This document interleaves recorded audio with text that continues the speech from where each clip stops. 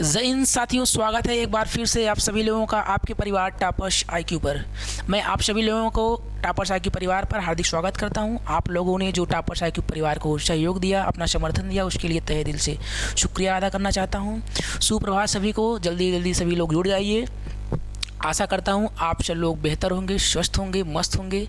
आइए बिना किसी विलम्ब के आज की क्लास का हम शुभारंभ करते हैं। आज की क्लास का पहला क्वेश्चन है कि अंग्रेजी भारत में सर्वोच्च न्यायालय सर्वोच्च न्यायालय किसके तहत स्थापित किया गया? किसके तहत स्थापित किया गया? Charter act of 1813। देखिए जो चार्टर एक्ट है चार्टर एक्ट में हुआ क्या? जो चार्टर एक्ट 1773 यानी 1773 का चार्टर एक्ट था, इसमें क्या हुआ? इसमें तो एक सुप्रीम कोर्ट की स्थापना की गई। सुप्रीम कोर्ट की स्थापना इसके तहत 1774 में की गई। और कहाँ किया गया? इसकी स्थापना कोलकाता में किया गया। कहाँ पे? कोलकाता में किया गया। बाद में इस सुप्रीम कोर्ट को दिल्ली लाया गया। कहाँ पे? दिल्ली लाया गया। और भी दिल्ली में कहाँ दिल्ली लाया गया? किसके समय में? जब जॉर्ज पंचम यहाँ पे आए थे उस समय। सुप्रीम कोर्ट के पहले जब अध्यक्ष पूछेगा आपको बताना एलिजा एम्पे। एलिजा एम्पे इसके सबसे पहले न्यायाधीश थे। 1773 के एक्ट में एक बात और हुआ कि सुप्रीम कोर्ट की स्थापना के साथ साथ जो गवर्नर जनरल था, बंगाल का जो गवर्नर था, बंगाल के गवर्नर को क्या बना दिया गया? Governor general. गवर्नर जनरल यानी बंगाल के गवर्नर को बंगाल का गवर्नर जनरल बना दिया गया।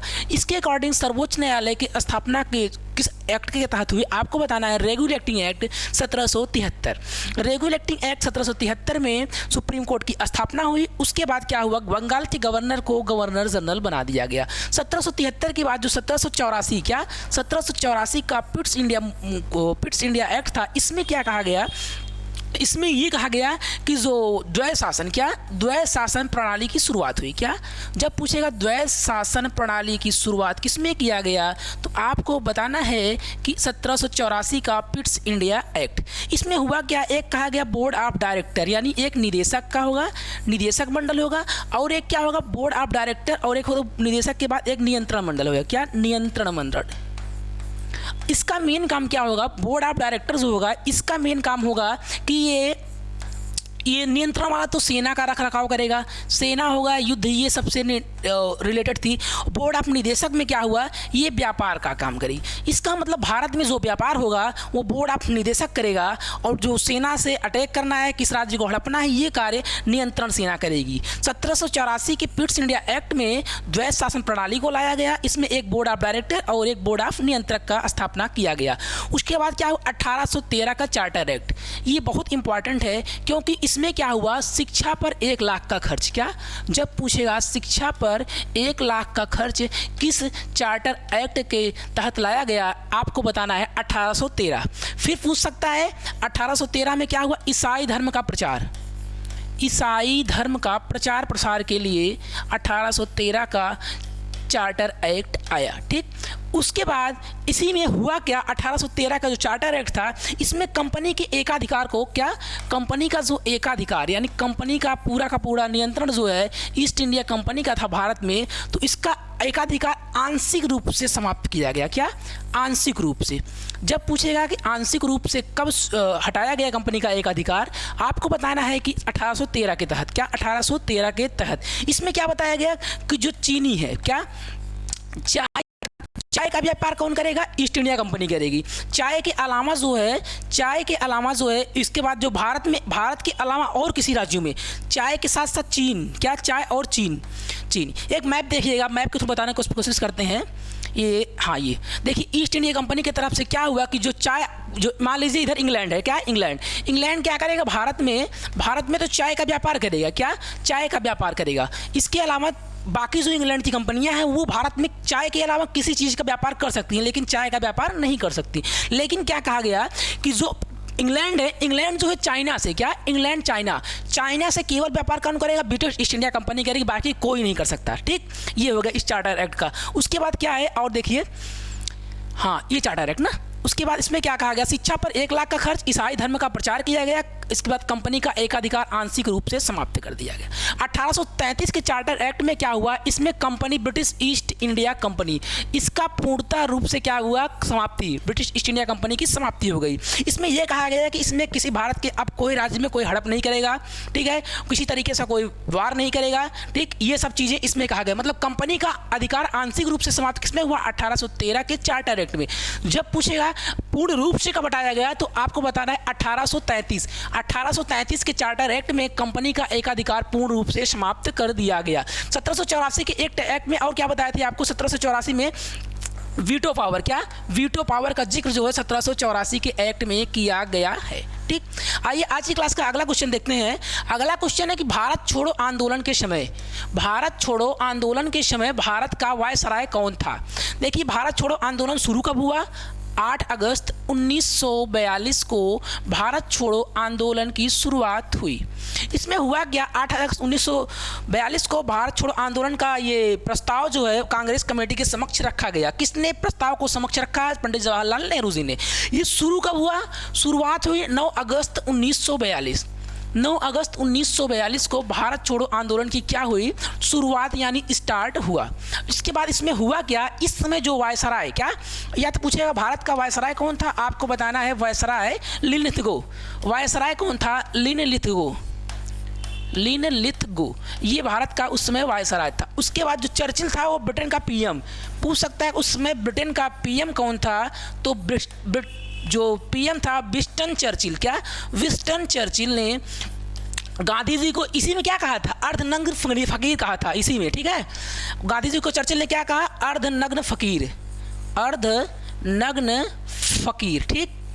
उसके बाद पूछेगा कि आखिर भारत छोड़ो आंदोलन के समय भारत का उस समय वायसराय कौन था, लिनलिथगो। उसके बाद पूछ सकता है कि आखिर उस समय ब्रिटेन का पीएम कौन था, विंस्टन चर्चिल। इसमें हुआ क्या कि जब 9 अगस्त 1942 को भारत छोड़ो आंदोलन की शुरुआत हुई, उस समय कांग्रेस के जितने बड़े नेता थे, जैसे मान लीजिए महात्मा गांधी, क्या महात्मा गांधी जी, पंडित जवाहरलाल नेहरू, क्या राजेंद्र प्रसाद, महात्मा गांधी, राजेंद्र प्रसाद, जयप्रकाश यानी जेपी नारायण यानी जयप्रकाश नारायण, ये सब कांग्रेस के बहुत बड़े बड़े नेता थे।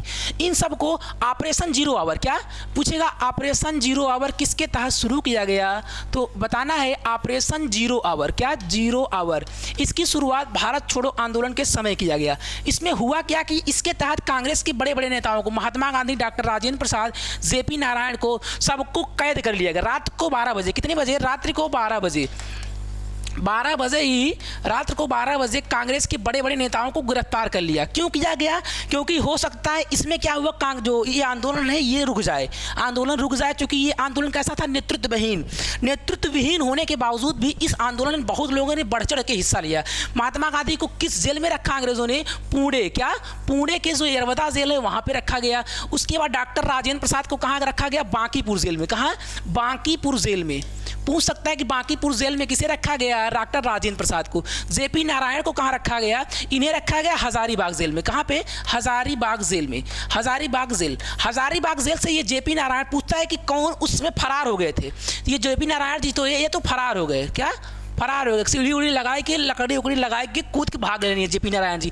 और आके यहाँ बताएं भारत में कि क्या हो रहा है कि अंग्रेज जो है इसको दबाने का पूरा प्रयास कर रहे हैं। क्या, इस आंदोलन को दबाने का पूरा प्रयास अंग्रेजों के द्वारा किया जा रहा है। इसमें क्या हुआ, उषा मेहता, क्या एक थी उषा मेहता, इन्होंने जब सुना कि ये बात है तो ये क्या कि रेडियो प्रसारण की, क्या रेडियो के प्रसारण के द्वारा, पूछता है कि रेडियो के प्रसारण के द्वारा कौन सा आंदोलन, सबसे पहले भारत छोड़ो आंदोलन में रेडियो के प्रसारण के माध्यम से लोगों को जागरूक किया गया उषा मेहता जी के द्वारा। इसमें क्या हुआ, मदन मोहन मालवीय, जब पूछेगा कि इसका महामना, क्या महामना मदन मोहन मालवीय जी को इसमें महामना की उपाधि मिली, मोहन मालवीय जी। क्यों, क्योंकि ये कांग्रेस के भूमिगत नेता थे। क्या मतलब, कांग्रेस के जो कोई नेता थे नहीं, उसके बावजूद जब गांधी जी को अरेस्ट कर लिया गया, उस समय आंदोलन का नेतृत्व मदन मोहन मालवीय, अरोड़ा आसफ अली, ये सब के द्वारा इस आंदोलन का नेतृत्व किया जा रहा था। ठीक, ये हो सकता है। आखिर पूछेगा इसका शुरुआत क्यों हुआ, तो आपको बताना है कि जो क्रिप्स मिशन था, क्रिप्स मिशन क्रिप्स मिशन और अगस्त प्रस्ताव। क्रिप्स मिशन कब आया था? 1942 में। उसके बाद क्या था? और एक है अगस्त प्रस्ताव। अगस्त प्रस्ताव ये कब था? अगस्त प्रस्ताव 1940। क्या 1900? अगस्त प्रस्ताव कब चालू था? 1940 में। अगस्त प्रस्ताव और क्रिप्स मिशन के प्रस्ताव के बाद भी, इसके असफल होने के बाद ये क्यों चालू किया गया? इसको चालू किया गया। क्या? इसको चालू किया गया। अगस्त प्रस्ताव और क्रिप्स मिशन के बाद में कौन सा आंदोलन हुआ? भारत छोड़ो आंदोलन। ठीक है, ये आपको याद रखना है। इसके समय भारत के वायसराय कौन थे? लिनलिथगो। उस समय भारत का पीएम कौन था? इंग्लैंड का पीएम कौन था? Winston Churchill. ठीक है, ये शुरू कहाँ हुआ था? मुंबई के ग्वालियर टैंक। क्या? मुंबई के ग्वालियर टैंक से इसकी शुरुआत हुई थी। ये कहाँ पे? ग्वालियर टैंक मुंबई में है। ठीक, इसका प्रस्ताव किसने पेश किया? पंडित जवाहरलाल नेहरू। इसको बनाया किसने था? भारत छोड़ो आंदोलन को। भारत छोड़ो आंदोलन को बनाने का श्रेय महात्मा गांधी जी को द्वारा जाना जाता है। आइए आज की क्लास का अगला क्वेश्चन देखते हैं। ये है क्या है? फुल फॉर्म से आपको पता होगा, United Nations education scientific and cultural organisation. क्या? Cultural organisation. एक मिनट आप लोग वेट करिएगा, थोड़ा स्लाइड हट गई है। इसमें यूनाइटेड नेशन आखिर क्या करता है? यूनाइटेड नेशन क्या करता है? इसका एक फुल फॉर्म है, आपको पता होगा यूनाइटेड नेशन का। United Nation scientific and cultural organisation. क्या? Scientific and cultural organisation. इसमें यूनाइटेड नेशन की जो यूनाइटेड नेशन के 6 अंग हैं। कौन कौन से हैं? 6 अंग क्या क्या करता है? जैसे मान सचिवालय हो गया, सिक्योरिटी काउंसिल हो गई, सेक्रेटरिएट यानी सचिवालय, और अंतर्राष्ट्रीय न्यायालय इसका 6वां अंग हो गया। ठीक, उसके बाद अंतर्राष्ट्रीय न्यायालय के बाद आ गया आपका, हाँ, यूनाइटेड नेशन की स्थापना कब हुई थी? 1945 को। क्या? 1945 को यूनाइटेड नेशन की स्थापना हुई थी। आइए देखते हैं, हम लोग अपने क्वेश्चन पे चलते हैं। क्योंकि क्या है, ये टेक्निकल चीज़ें हैं, ये टेक्निकल चीज़ें अपने आप ही इधर उधर होती रहती हैं, इसके लिए आप लोगों से क्षमा प्रार्थी हैं। देखिए, इसकी स्थापना कब होती है? यूनाइटेड नेशन की स्थापना 24 अक्टूबर 1945। 24 अक्टूबर 1945 को यूनाइटेड नेशन की स्थापना होती है। जब सेकंड विश्व युद्ध क्या? सेकंड विश्व युद्ध, इसकी स्थापना कब होती है? जो सेकंड वर्ल्ड वार, क्या? द्वितीय वर्ल्ड वार यानी सेकंड विश्व युद्ध के जस्ट बाद, क्या? सेकंड विश्व युद्ध की समाप्ति किसके तहत होती है? इसी की स्थापना किस तहत होती है? इसमें कहा क्या गया? इसमें यह कहा गया कि अगर इसकी स्थापना हो जाएगी तो हो सकता है सेकंड विश्व युद्ध समाप्ति हो गई। प्रथम विश्व युद्ध की समाप्ति के बाद क्या बना था? ली आयोग। क्या? ली आयोग का गठन किया गया था प्रथम विश्व युद्ध की समाप्ति के बाद। फर्स्ट वर्ल्ड वार, इसका मतलब फर्स्ट वर्ल्ड वार, प्रथम विश्व युद्ध समाप्त कब हुआ था? ली आयोग जब बना उसके बाद ही समाप्त हुआ। उसके बाद हुआ क्या? इसका स्थापना पूछता है 24 अक्टूबर 1945। इसी के लिए 24 अक्टूबर को मनाते हैं संयुक्त राष्ट्र डे। क्या? संयुक्त राष्ट्र दिवस। ठीक, संयुक्त राष्ट्र दिवस कब मनाया जाता है? 24 अक्टूबर को। ठीक, उसके बाद इसमें पूछता है कि संयुक्त राष्ट्र दिवस ये तो मनाया जाता है, इसमें कितने सदस्य हैं? 193 सदस्य हैं। ये क्वेश्चन बनते हैं एग्जाम दृष्टिकोण से, ये सब क्वेश्चन है। देखिए, उसके बाद पूछ सकता है कि आखिर WTO का फुल फॉर्म क्या है? World Trade Organization. क्या? वर्ल्ड ट्रेड, क्या? World Trade Organization. ठीक है, वर्ल्ड ट्रेड ऑर्गेनाइजेशन। ये किसकी स्थापना? ये WTO का फुल फॉर्म है। इसकी स्थापना कब हुई थी? 1/1/1995 में। ऐसे याद रखना है, 1995 में किसकी स्थापना हुई? WTO। UNO का आपको बता ही दिया, यूनाइटेड नेशन ऑर्गेनाइजेशन। क्या? United nation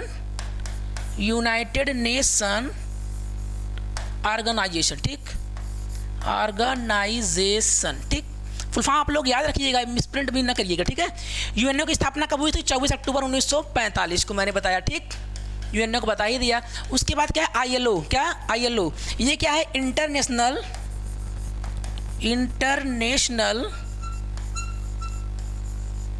labour, LABOUR Organization. ठीक, ऑर्गेनाइजेशन। ये जो इंपॉर्टेंट ऑर्गेनाइजेशन है, इसके डेट को आपको याद रखना है। WTO, UNO, ILO। उसके बाद एक इंपॉर्टेंट और है क्या? UNESCO, United Nation. आपको बताइए ये फुल फॉर्म किसका? UNESCO, United Nation Educational Scientific and cultural Organization. ठीक है, इसका मेन कार्य क्या है कि जो VIP इमारतें हैं, सांस्कृतिक इमारतें हैं, उनकी देखरेख ये करता है। आइए आज की क्लास का अगला क्वेश्चन देखते हैं कि कर्क रेखा भारत के किन राज्यों से होकर नहीं गुजरती? ऑप्शन देखिएगा, नहीं, बहुत माइनर डिफरेंट है। नहीं, गुजरात, असम, झारखंड और मिजोरम। देखिए, एक मैप के माध्यम से इसे आपको बताने का प्रयास करते हैं। कर्क रेखा भारत के कहाँ से गुजरती है? गांधीनगर से। ये आपका वेस्ट और इधर है आपका ईस्ट। गांधीनगर से गई, फिर राजस्थान गया, फिर मध्य प्रदेश गया, फिर मध्य प्रदेश के बाद छत्तीसगढ़, फिर झारखंड, वेस्ट बंगाल, फिर त्रिपुरा और मिजोरम। क्या? त्रिपुरा और मिजोरम। देखो ये आपका गांधीनगर यानी पहला कहाँ गया? गांधीनगर गुजरात में गई कर्क रेखा। उसके बाद ये आपका कुछ पार्ट इसमें कहाँ गुजर रहा है? आपका ये है राजस्थान। क्या? राजस्थान से होकर गया। फिर ये आपका एमपी है। क्या? एमपी यानी मध्य प्रदेश। ठीक, फिर यहाँ से हम लोग कहाँ आए? मध्य प्रदेश से टूटा है क्या? छत्तीसगढ़। ये आपका क्या हो गया? छत्तीसगढ़। फिर यहाँ से आए कहाँ पे? झारखंड। झारखंड के बाद बंगाल, फिर त्रिपुरा और मिजोरम। त्रिपुरा और मिजोरम यानी कर्क रेखा भारत के कितने राज्यों से गुजरती है? 8 राज्य। गुजरात पूछता है कि वेस्ट टू ईस्ट इसका क्या डायरेक्शन है? आपको याद है ना, गुजरात, राजस्थान, मध्य प्रदेश से टूटा छत्तीसगढ़, फिर झारखंड, बंगाल, त्रिपुरा और मिजोरम। पूछता है कि इसमें कौन सी राजधानी स्थित है? आपको बताना है झारखंड की रांची। क्या? झारखंड की राजधानी जो रांची है ये कर्क रेखा पर स्थित है। पूछेगा कर्क रेखा पर स्थित कौन सी राज्य की राजधानी है? कर्क रेखा पर स्थित राजधानी जो है आपको बताना है, ये जो राजधानी है झारखंड की वो कर्क रेखा पर स्थित है। भारत के कितने राज्यों से होकर जाती है? 8 राज्यों से होकर जाती है। आपको बताया सबसे पूर्वी बिंदु क्या है? किविथु अरुणाचल प्रदेश में। सबसे पश्चिमी बिंदु क्या है? गौर माता। ये कहाँ पे है? गौर माता या गुआ माता ये कहाँ पे है? गुजरात में है। सबसे उत्तरी बिंदु क्या है? इंदिराकाल। ये कहाँ पे है? लद्दाख में है इंदिराकाल। उसके बाद सबसे दक्षिणी बिंदु क्या है? सबसे दक्षिणतम बिंदु क्या है? मुख्य भूमि का दक्षिणतम बिंदु से पूछेगा केप कोमोरिनी, ये कहाँ पे है? तमिलनाडु में। वैसे पूछेगा दक्षिणतम बिंदु क्या है? आपको 6 डिग्री 4 मिनट। ये क्या है? आपको इंदिरा पॉइंट है। इंदिराकाल ऊपर है, इंदिरा पॉइंट नीचे है, लेकिन इंदिरा पॉइंट कहाँ पे है? ये ग्रेट निकोबार में है। ये चीज़ें आपको याद रखना पड़ेगा, मैंडेटरी है। आइए आपको क्वेश्चन का आंसर देखते हैं कौन सा होगा। आंसर क्या है इसमें? कर्क रेखा असम से गुजरती है? नहीं, गुजरात से तो गुजरती है। ठीक, झारखंड से भी गुजरती है। इसका मतलब असम से केवल होकर के नहीं जाती, त्रिपुरा मिजोरम से जाती है। ठीक, आइए क्लास का अगला क्वेश्चन देखिए। हाँ, अगला है कि भारत में सबसे बड़ी मीठे पानी की झील। क्या? मीठे पानी की झील। आपको पता है कि डल झील कहाँ पे है, उसके बाद चिल्का झील कहाँ पे है, वुलर झील, ऐसा पूछता है इसकी लोकेशन कहाँ पे, नल झील कहाँ पे है। देखिए आइए एक मैप के माध्यम से आपको पूरा हम झील का नक्शा बताने का पूरा प्रयास करते हैं। देखिए हाँ, ये इंपॉर्टेंट लेक्स जो इंडिया में हैं उन सभी को एक एक करके डिस्कस करेंगे। सबसे पहले आपको ये दिख रहा होगा, ये पोर्शन क्या है? लद्दाख। क्या? लद्दाख। ठीक, लद्दाख में कौन कौन सी झील है? ये प्यांग सोंग। क्या? प्यांग सोंग ये झील कहाँ पे है? जब देखिए कभी ऐसा कुछ लिखा रहा है इसका मतलब समझ जाइए को लद्दाख में होगा। कहाँ पे होगा? लद्दाख में। लद्दाख में कौन सी झील है? पैंगोंग झील। क्या? पैंगोंग झील। जब पूछेगा पैंगोंग झील कहाँ पे है तो बताना है कहाँ पे है? लद्दाख में। ठीक, उसके बाद कहाँ पे फिर उसके बाद लद्दाख के जस्ट नीचे जम्मू कश्मीर की लोकेशन है। क्या? ये आपको दिख रहा होगा, ये जम्मू एंड कश्मीर है। जम्मू कश्मीर में क्या है? एक वुलर झील है। क्या? वुलर झील कहाँ पे है? ये जम्मू और कश्मीर में है। यही भारत की सबसे बड़ी मीठे पानी की झील यही है। उसके बाद वुलर झील के साथ लद्दाख में एक और ताओ मोरारी। क्या? ताओ मोरारी ये कहाँ पे है? लद्दाख में है। उसके बाद इसी के जस्ट बगल हम लोग आते हैं, इंपॉर्टेंट लेख देखिए, ये आपका केरल है। क्या? केरल में है। केरल में कौन सी झील है? आपको देखिएगा ये अन्नमलाई। क्या? अनाईमुदी झील ये कहाँ पे है? ये केरल में हो गई। ठीक, उसके बाद क्या है? ये वेलम्बोध। क्या? वेलम बांध। क्या?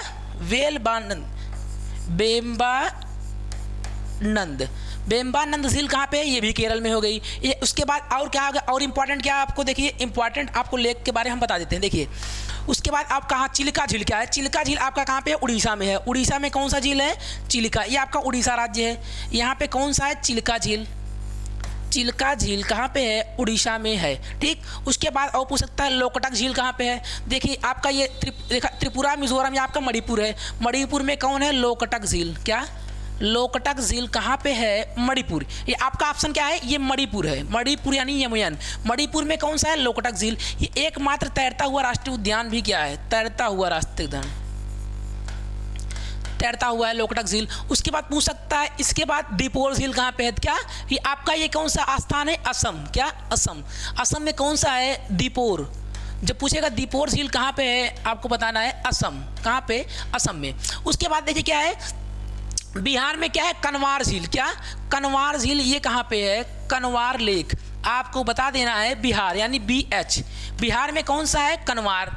उसके बाद भीमताल, जितने भी ताल से संबंधित आएंगे, भीमताल, सात ताल, जितने भी ताल से रिलेटेड आएंगे वो सब कहाँ जाएंगे? उत्तराखंड यानी UK। जितने भी सात ताल, भीमताल जितने भी होंगे ये सब कहाँ जाएंगे? उत्तराखंड में, जितने भी जिले हैं। उसके बाद एक है लोनार झील। क्या? लोनार झील। आपका ये कौन सा मैप दिख रहा है? ये है महाराष्ट्र का एरिया। लोनार झील, लोनार झील ये कहाँ पे है? ये महाराष्ट्र में है। कहाँ पे है? महाराष्ट्र में। ये जो है उल्का पिंड से बनी है, उल्का पिंड के गिरने से बनी है। ये कौन सा? लोनार झील जो है कहाँ पे है? महाराष्ट्र में। ठीक, उल्का के उल्का पिंड के गिरने से इसका निर्माण हुआ है। उसके बाद भोजताल। क्या पूछेगा? भोजताल। भोजताल कहाँ पे है? तो भोजताल ये मध्य प्रदेश में है। भोजताल झील कहाँ पे है? मध्य प्रदेश।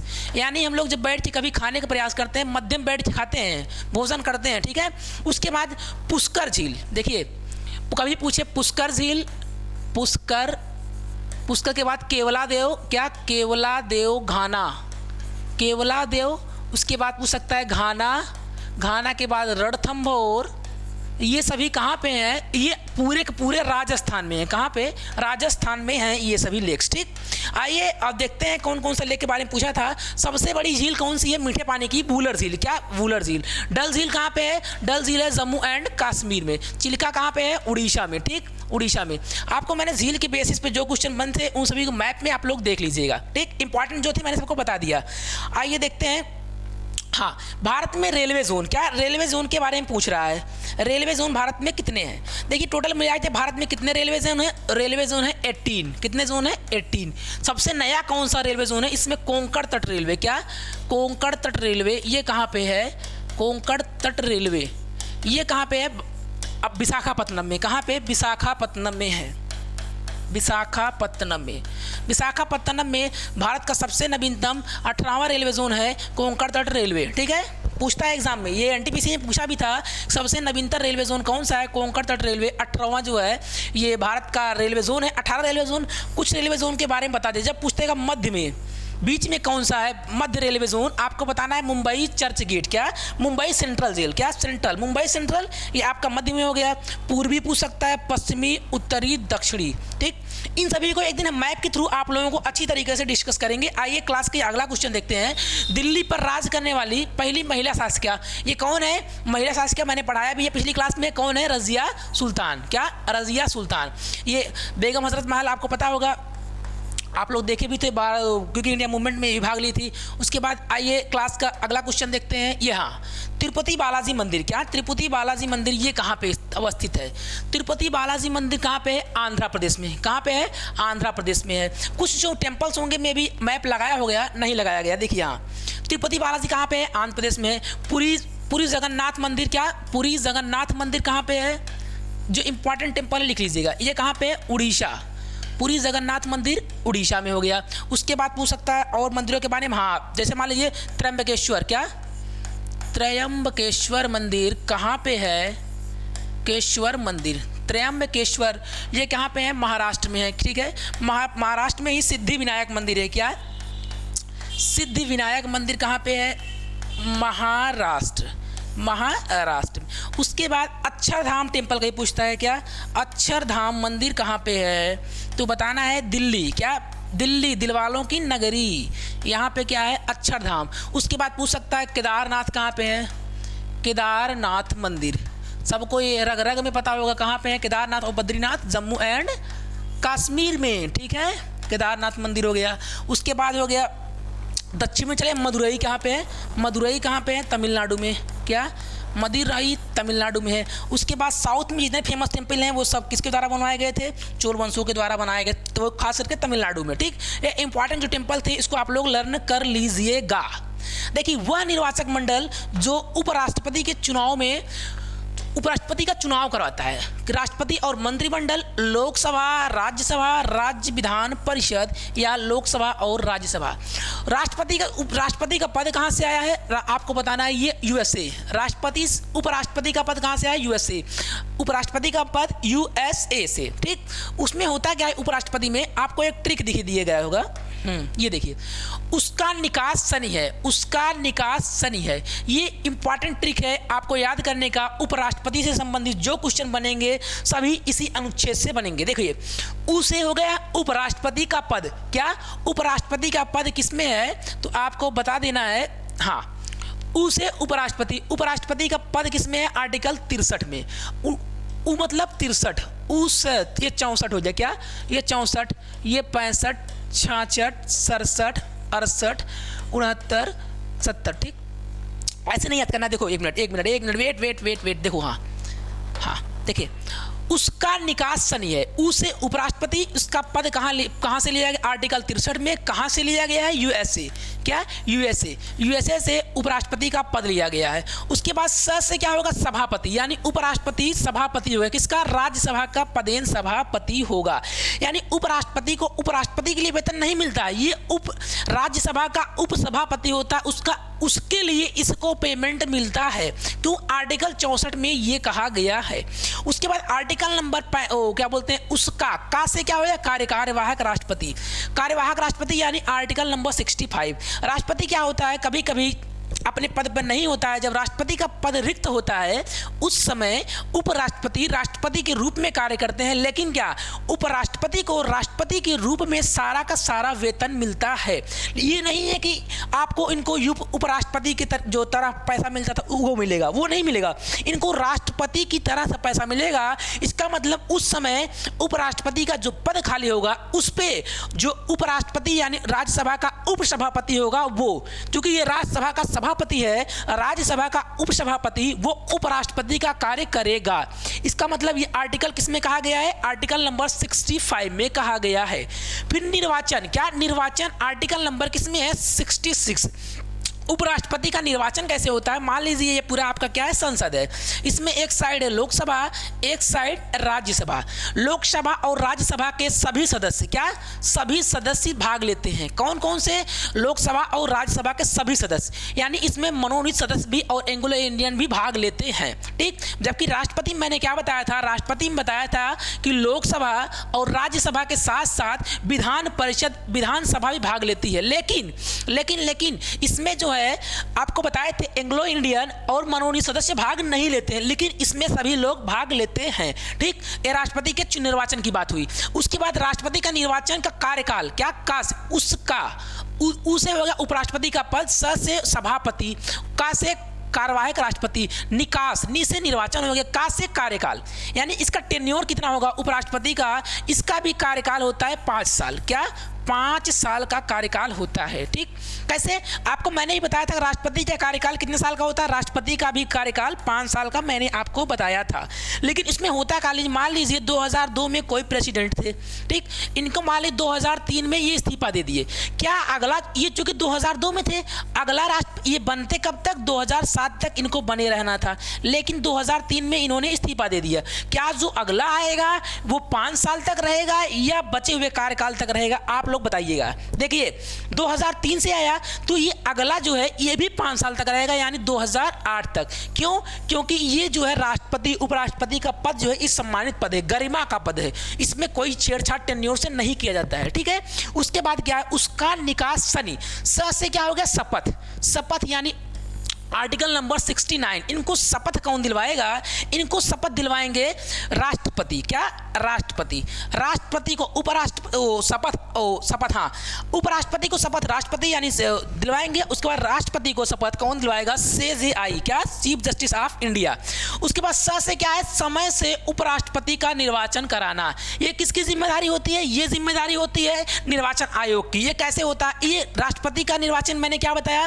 राष्ट्रपति के निर्वाचन में कौन कौन भाग लेता है? राष्ट्रपति के निर्वाचन में बताया लोकसभा, राज्यसभा और विधानसभा। लेकिन इसमें लोकसभा और राज्यसभा के मनोनीत और एंग्लो इंडियन भाग नहीं लेते हैं। ठीक, इसमें राष्ट्रपति का जो से समय से उपराष्ट्रपति का निर्वाचन कराना, ये इसमें निर्वाचन कैसे होता है? अप्रत्यक्ष। क्या? निर्वाचन तो होता है अप्रत्यक्ष, लेकिन एकल संक्रमणी पद्धति। क्या?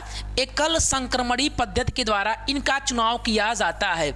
लेकिन इसी में इनकी योग्यता की बात किया गया है कि योग्यता कैसी होनी चाहिए। तो उपराष्ट्रपति के लिए क्या क्या योग्यता होनी चाहिए?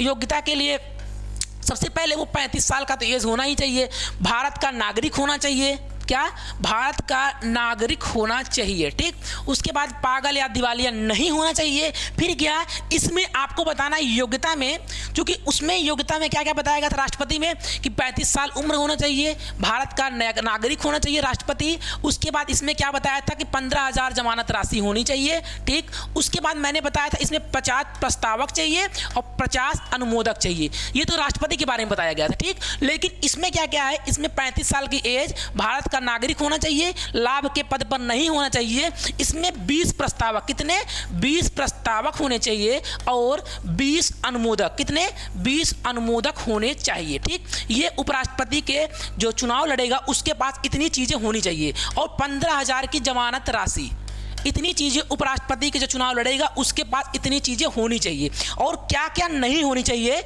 उसमें आपको बताते हैं। देखिए उपराष्ट्रपति के चुनाव जो लड़ेगा उसके पास क्या क्या चीज़ें नहीं होनी चाहिए। पहली बात तो वो पागल ना हो, ठीक है, पागल या दिवालिया। दिवालिया मतलब जानते हैं क्या होता है, आप लोगों को लगता होगा कि दिवालिया मतलब यानी पागल, लेकिन दिवालिया मतलब पागल नहीं होता है। जैसे आप लोग 2 लाख 4 लाख का लोन ले लिए, उसको तो आप भर पाएंगे, तो इसका मतलब आप दिवालिया नहीं। आप मान लीजिए 400 करोड़ का लोन ले लिए, अब बताइए उसको भरेंगे कैसे, आप तो वैसे दिवालिया होगा। इस दिवालिया का मतलब ये चीज़ें होती हैं, ठीक है। लोन मान लीजिए लोन कोई 400 करोड़ ने लिया, उसको पता लगा राष्ट्रपति चुनाव लड़ रहा है, वो जीत गया, वो क्या करेगा, पहले भरपाई करेगा 400 करोड़ की, पहले आप देश की रक्षा करेगा, कभी नहीं, ठीक।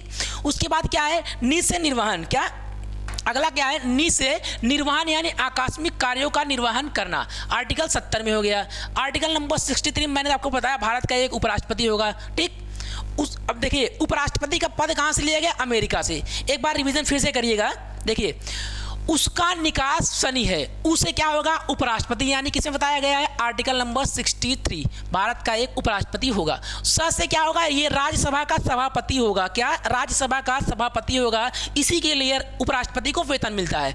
क से क्या होता है, ये कार्यवाहक राष्ट्रपति, क्या कार्यवाहक राष्ट्रपति, यानी आर्टिकल नंबर 64 में बताया गया है कि जब राष्ट्रपति का पद खाली होगा उस समय उपराष्ट्रपति जो है कार्यवाहक राष्ट्रपति के रूप में कार्य करेंगे, इनको वेतन और भत्ते राष्ट्रपति की ही तरह मिलेंगे पूरा का पूरा। उसके बाद नी से क्या है, इनका निर्वाचन, क्या आर्टिकल नंबर 66 में कहा गया, इनके निर्वाचन की बात कही गई है। निर्वाचन में आर्टिकल नंबर 66 में कहा गया है, ठीक। ये 63 हो गया, 64 हो गया, आपका ये 65 हो गया, ये 66। फिर का से 67, का से क्या होगा, इनके कार्यकाल यानी टेन्योर की बात की गई है, 5 साल का इनका टेन्योर होगा। शीर्षक से क्या होगा, समय से इनका निर्वाचन कराना। ये समय से इनका निर्वाचन कैसे होगा, निर्वाचन में कौन कौन होंगे आपको मैंने बताया, लोकसभा और राज्यसभा के सभी सदस्य मनोनीत, और मनोनीत के साथ साथ एंग्लो इंडियन भी भाग लेंगे, ठीक। उसके बाद स से शपथ की बात की गई, नी से क्या हो गया, स से शपथ, और नी से निर्वहन यानी आकस्मिक कार्यों का ये निर्वहन करेंगे आर्टिकल 70 के तहत, ठीक। आइए आज की क्लास का अगला क्वेश्चन देखिए। हाँ इसको आप लोग देख लीजिएगा, ये क्वेश्चन देखिए, निर्वाचक मंडल में उपराष्ट्रपति जी कौन कौन भाग लेता है, यानी लोकसभा और राज्यसभा के सभी सदस्य भाग लेते हैं, ठीक। इसका मतलब ऑप्शन नंबर कौन सा सही हो गया, 5th नंबर का क्वेश्चन सही हो गया ऑप्शन, ठीक है। आइए अगला क्वेश्चन देखते हैं। वेट हाँ देखिए, ये आपको मिलान सीरीज में कई दिनों से लेकर आ रहा हूँ, आप लोग बताइए आपको कैसा लग रहा है ये series. Jim Corbett national park, Jim Corbett national park कहाँ पे है, उत्तराखंड, क्या उत्तराखंड में जिम कॉर्बेट नेशनल पार्क है, ठीक। हजारीबाग नेशनल पार्क कहाँ पे आपको पूछेगा, कान्हा किसली मध्य प्रदेश में है, कहाँ पे है, कान्हा किसली मध्य प्रदेश में है, ठीक। उसके बाद काजीरंगा कहाँ पे है, असम, क्या असम में काजीरंगा है। उसके बाद हजारीबाग कहाँ पे है, झारखंड, ठीक। आइए आज की क्लास का अगला क्वेश्चन देखते हैं, योग दर्शन, ठीक है। देखिए बच्चों ऐसा है, टाइम की वजह से कुछ क्या होता है, क्लासेज को थोड़ा रोकना पड़ता है, कोई बात नहीं, आपसे मिलेंगे अगले क्लासेज में। तब तक के लिए आप लोग टापर साई के परिवार को अपना सहयोग देते रहिए। मिलते हैं अगले क्लास में। जय हिंद साथियों।